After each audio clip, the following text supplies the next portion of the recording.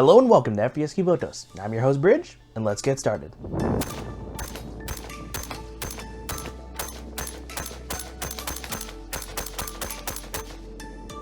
On this week's episode, we're talking about a student from Millennium, and specifically from CNC. And of course, we're talking about Asuna and her firearm of choice, which is the FAMAS F1, or in my case, the Springfield Hellion here. As always, we're going to talk about the similarities and differences, or in this case, the inspiration of this gun from the base rifle. Doing a quick overview of some of her battle animations, talk about firing footage, and everything else that's been going on. Now, let's get straight into it. This is the Springfield Hellion based on the FAMAS F1, or in my case, my stand-in for the FAMAS F1, because, as you may know, getting French firearms isn't the easiest thing in the world here, especially, you know, the FAMAS, considering it's a select fire gun. So this was the absolute closest thing that I could personally get to it, because it has the same general, you know, aesthetic as the FAMAS, in my opinion. Being a bullpup rifle with a charging handle right here on the top, and such and such. Now, when it comes to the Springfield Hellion, it's also known as the VHS-2, or it's what its original name is. It's a Croatian-made firearm, and it's really nice. It's really my only bullpup rifle I currently have, and it's very, very solid. But like I said, let's go over the inspirations of the FAMAS compared to this. We're gonna always start at the back here. We have the butt plate here that's painted white, which kind of matches the aesthetic of hers. I didn't know at the time that this was rubber. I knew it was like a kind of like a malleable surface. I didn't realize it was a rubber type thing. So for a while, it would leave white paint on my shoulder. Thankfully, it's dried up pretty decent amount, and it's gone through a lot of wear and tear with going on my shoulder specifically, so the paint has dulled down now. Moving up just a little bit, we have this portion here, which is the cheek riser. I decided to paint this white to kind of, if you can see like the design of her gun, there's a little portion closer up to where the kind of like iron sights are, where it's painted white. I decided just to make this portion of it white because it's a little bit difficult to maybe like go around this tang here. I decided that the cheek rest was probably the best option for it, and it does look pretty solid blending in with all the other colors here. Speaking of the sights, we have on the Hellion here specifically, it has these flip up sights right here, where you press this little button and they flip up. Front and rear flip up iron sights are pretty neat. Right here, these little buttons, these actually are what allow you to take off the handguard on the Hellion, are also painted as a blue color to match her design on her gun. Moving down just a tad bit, we have the magazine and the magwell. The magwell is its own separate part, so it's actually really easy to paint. You just take off a couple pins right here, and I think there's another one around here somewhere. You just take this whole section out, and I was able to paint it this nice, kind of like cyan. I think it's like a cyan color, kind of cyan tealish. More of the brighter blue color though. And I think it turned out great because, as you can see in the picture of her gun right here, it is that exact same color or very similar to it. And having that detail there is nice. As you can see, I also painted the magazines. These are 20 round Brownell magazines. Now, the FAMAS uses 30 round magazines, or I think the FAMAS uses 30 round magazines. Regardless of that, these are 20 round straights because they don't make 30 round straights. So these are our stand-ins, and they fit in the gun really nicely. Nice metal. It's a little on the shorter end, you know, compared to hers, obviously, because it's only holding 20 rounds compared to 30, but it has the aesthetic, and that is what matters the most.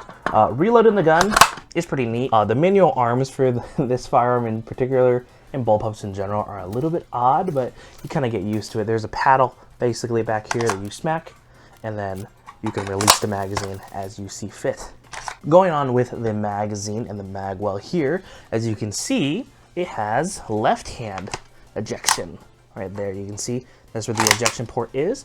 So if you take out a couple parts, I believe when you take it apart, you can actually move this comb a little bit back, and you can take out a pin here that you can swap over to this side to make it right hand eject. And you also need to do something with the bolt on the interior to make it, you know, actually eject from the right side instead of from the left side. Obviously, for me personally, as a left-handed shooter, I have it set to this side so I don't have brass shooting directly in front of my face, because, you know, that's not the greatest thing in the world to have happen to you, especially if you're shooting a 300 blackout suppressed rifle, as you get a lot of those fumes in your face. So actually having this eject the way I personally wanted to is really nice. Moving up a little bit, the same design that had the white paint, or like, you know, design here on the FAMAS, I kind of moved it up here as well, just to add more white to the gun overall, and I think it turned out really well on this like kind of curved surface is actually really nice to have. Pretty well detailed. Now on her design, she has Millennium stickers about right here in this general spot. Unfortunately, there's not a lot of room on this side in particular, at least where I have the other one is, because right here, where my middle finger is currently sitting, is the serial number. Obviously, I don't want to cover that or, you know, show it in any way. So I put that sticker over here on the right side. This one is a pretty crude version of the sticker. It's not like how I usually do, where I get it printed out and the exact, you know, design and everything. This is actually hand cut and hand painted tape, where I just kind of stuck it on there. So it's a little messed up, but it gets the point across, and the design is pretty nice. Also, I wasn't able to paint this section that light blue, like I said, because of the serial number there. But on this side, it has the proper design where it's the blue here with the decal on top. Moving forward a little bit, we have the trigger here. Bullpups don't really have the greatest triggers. They're kind of notorious to have not the most amazing triggers in the world. This has been broken in quite a bit. I got this gun for around 900 bucks. It was a old rental gun. So they used it at one of my local ranges a lot. So it's gone through a lot of rounds, and it was only, you know, used in the right-hand configuration because, like I said, most shooters are right-handed. So as you can see, the brass deflector on this side is a little more than a little beat up on this side, but on the left side, it's not as bad. So it's got some paint chipping off, as you know, you would assume when you're shooting the guns. But anyway, moving on to the trigger. Like I said, it's not the greatest in the world. It is really, really mushy, and I am empty, just so you know. But it's very, very mushy trigger, and then just like, boom. You know, not the greatest in the world. And the reset is pretty audible, so that's pretty nice. But then, yeah, the trigger pull itself is pretty nasty, but you kind of have to, that's kind of what you get when you get into bullpups. It is what it is at the end of the day. Just above the trigger, we have the two blue lines on either side here. I think it's a really nice contrast to actually have it like blend in fully into this section here. Moving up to the handguard. The handguard was kind of an interesting one to do considering her pattern design that she had on it, and I see the lighting's kind of messing this up, but basically I kind of have a little section here cut off so it can have the blue here on both sides of the gun here, as well as the blue line continues on both sides of the gun here. That kind of, you know, like I said, keeps that cohesion of the entire line. It looks really good in my opinion. Majority of the handguard is white, but then on the bottom here it has the black holes, which kind of represents the little like chevrons she has on her handguard. Last but certainly not least, we have the muzzle device as well as the barrel here. Just a nice fade into the blue, into the white. Just a pretty easy paint job there, and I'm surprised it hasn't chipped off because I haven't, you know, made it too severely hot, so it does the job pretty well. Oh, and I forgot to mention the handguard up here on the top on both sides also has that little blue fade, like I said, just to keep the cohesion of the blue line to just go all the way to the back here. And I think it turned out really, really nice. Overall, even though this is an inspired build for the FAMAS, just because it's really difficult to get a FAMAS here in the US, I think I did a really good job, and I did surprise party justice. It may not be the exact gun, but it's pretty goddamn close to the aesthetics, to the handling, and everything like that. As you see in the firing footage, it is a little goofy to like actually use the gun. It's not the weirdest gun I've ever used. I think the Sub 2000 from Roro definitely has the cake for the weirdest manual of arms, but you kind of get used to a bullpup after a while. As you can see right here, there's a little groove indentation here, which allows you to do a C-clamp, which is kind of how I was doing most of my shooting, just having a C-clamp. Some people have a foregrip here, which I might put one there eventually, but obviously for the aesthetic, I didn't want to have that. So I was mostly shooting with this C-clamp position here, and using this little Hollow Sun red dot that I have here as my main aiming device. I didn't really use the irons because I know I had the optic, I may as well use it, right? Like I said, the manual arm's got the safety right there. When it comes to the reloads, as you saw, it's very interesting because you just gotta pull the mag out. It should be locked back. There's two ways of dropping the bolt.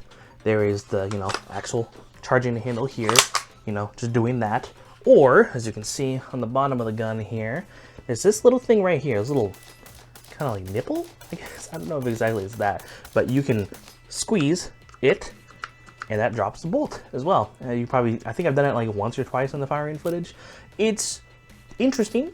There is upgrades to kind of change it to be a little bit different, but kind of just wanted to have it be as base as possible, and I think I did a pretty good job, especially with not having a lot of experience with bullpups and their manual arms as a whole. I will say the two things that I am missing is near the end here, there is some blue lines here. I couldn't just justify or figure out a good way to make that blue, so I decided to just keep it as is. And overall, I think it looks really good. It's really inspired more than anything, and I think I did a pretty good job. Like, if you showed a Blue Archive fan this, and you'd have to have them guess whose this is based on, I think they could do a pretty good job. Now, one of the things the Hellion doesn't have is select fire, or in her case, she had 3-round burst, because FAMAS is typically used in 3-round burst.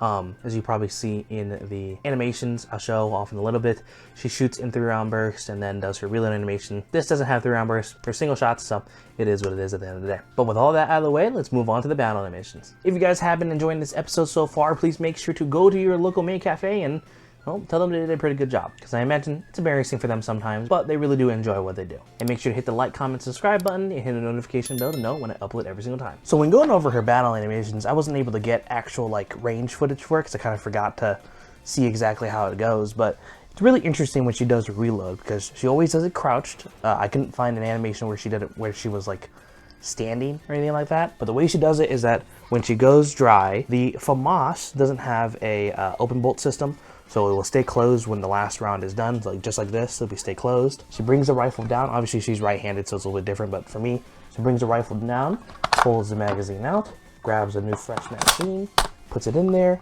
grabs her dominant hand, and charges the gun.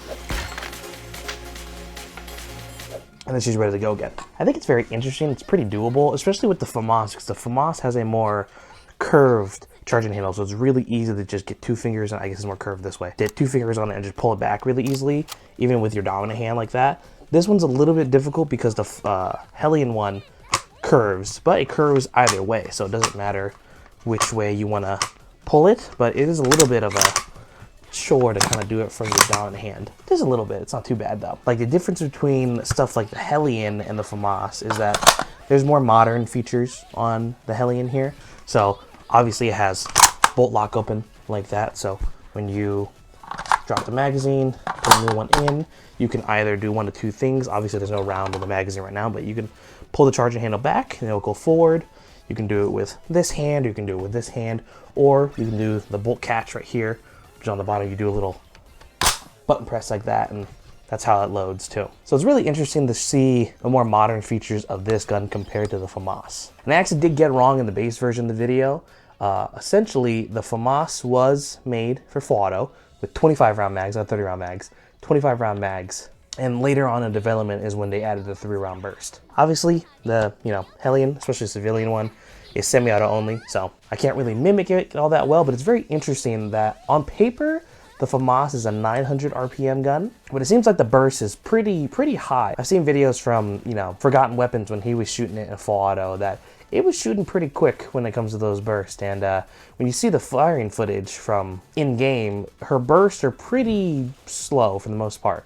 Only when she gets her skill where she has her attack speed increased and all that stuff is when it seems more in line with it, but it's still just not as quick as it is in real life. But I think it's really interesting that they, decided to go that route. I do think the fire selector in the FAMAS is really interesting. If you looked at Forgotten Weapons videos, there's 2 different positions for the fire control, or for the safety selector. So right here on the Hellion, it's right here. So we got fire and safe right there on both sides, so it's ambidextrous.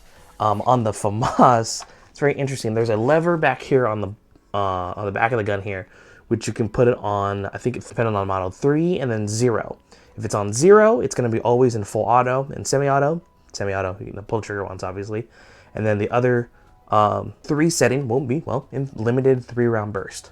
And I think that's really interesting. And then there's also the safety selector that's like right here, which is very atypical. It's really interesting to see the evolution of that into something like the Hellion compared to the original FAMAS, because it definitely has this has a lot of like AR style controls with, an AR grip, the standard like flick safety selector. Even the bolt catch is kind of similar, not really, but you know what I mean. If you handed this to a person who've used an AR-15, they could get a gist of it fairly quickly. If you gave someone a FAMAS, they would be like, where's the safety on this thing? Where's the full round? Where's the full auto on this thing and stuff like that? So it's very interesting to see, the evolution of these types of guns. But as you saw in the firing footage, when it comes to my personal manual of arms of how to do the reload, it kind of goes like this. Empty, so that means when it's completely empty, Charging handle is pulled all the way back. Well, you know, it's locked back. Magazine drop, magazine grab, bolt release. And then of course the other way is that bang, bang, bang, bolt back, magazine dropped, magazine inserted, charging handle pulled. You know, pretty standard, and I keep my finger on, you know, the trigger area. But, you know, sometimes you even saw I did the reload where it was like this, and I pulled the charging handle back. So there's a lot of different ways you can do it at the end of the day. And it's just up to your personal preference. But with all that out of the way, let's move on to the conclusion. This was probably one of my most ambitious episodes, just because, you know, it's such a different rifle than most of them. Like I said, it's unfortunate that I couldn't get a FAMAS, but I can't go to France and yoink a FAMAS and come back, right? And then paint the damn thing, right? So at the end of the day, we make do with what we have, and the Hellion is the closest thing I could possibly get to something resembling the FAMAS. But I put a lot of time and effort and planning to figure out just how exactly I can make it look as close as I physically can with the, you know, the dimensions basically that I had, you know, the platform that I had to deal with in the first place. And I really hope the passion and the love that I put into this definitely shows in the overall of this video, and then just like I said, this in general. Just to leave a little spark notes, if you follow me on Twitter, I've had this in, you know, basically done for a little while. Then I have another character that everybody loves, and that one's gonna be a really fun one to record. So stay tuned for that. And I got a couple of YouTuber ones in the pipeline. Thank you for waiting so long for this one. I know my upload schedule, like I said, usually 2 to 3 months typically. We're past the 3-point mark, but we're just about to pass the threshold of 3 months, and so it feels kind of bad, but I really, really appreciate you guys for sticking around. The projects are getting started, projects are getting done, and there's just so much that I want to do and I want to show you guys. Off-Kai is in July. I've been there last year, as you saw. I'm going again, so that's going to take a lot of my money as well, and just payments in general. So we're going to get to a point where it's going to get a little slow again, and a lot of new characters are coming out as well. So I'm going to be doing my research on exactly what I can get, you know, in timely manner, and look at designs and stuff like that. And I'm really, really excited for the future. And since it's been a while, thank you so much for 1,900 subscribers. I cannot believe that we're this close to 2,000. I never thought that when I made this channel a couple years back that I'd even grow as big as 1,000 subscribers, honestly, in the first place. But I'm very grateful for all of you for sticking around, for enjoying my content. Sorry I'm not really uploading on the Patreon and stuff like that. I've just been really busy with my editing gig that I have, my actual work and stuff like that. It's been kicking my ass, but actual work and just stuff in general, and just living life, you know. I really love doing this. I really, really do. It just takes a lot of money, and I need to be able to live and, you know, enjoy life as I can, you know, without the hobby sometimes. But like I said, every single time I do work on one of these guns, I love every single minute of it, because there's just so much detailing and just like figuring out exactly how I want these things to work, and budgeting stuff for like ammo and whatever, you know, that's also a thing I have to do as well. To any of my Asuna fans, I really hope I did your girl justice with this, because this is really cool and I really enjoyed making it. And if anybody ever wants to have a range day with this thing, you better be left-handed, because I don't want to switch it over to right-handed. But with all that out of the way, I've been your host, Bridge, and I'll see you guys in the next one.